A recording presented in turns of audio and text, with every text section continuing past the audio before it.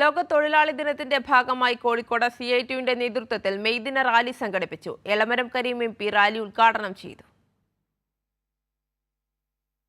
ലോക തൊഴിലാളി ദിനത്തിന്റെ ഭാഗമായി CITU നേതൃത്വത്തിൽ കോഴിക്കോട് സംഘടിപ്പിച്ച റാലി CITU സംസ്ഥാന ജനറൽ സെക്രട്ടറി എളമരം കരീം ഉദ്ഘാടനം ചെയ്തു.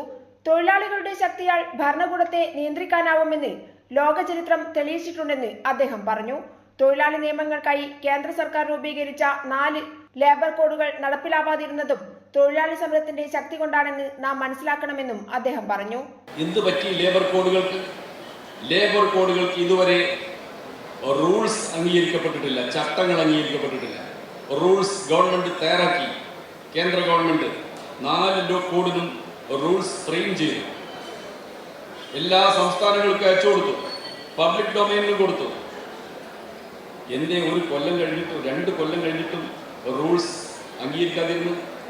നമ്മുടെ സമരത്തിന്റെ ശക്തിയുണ്ട്.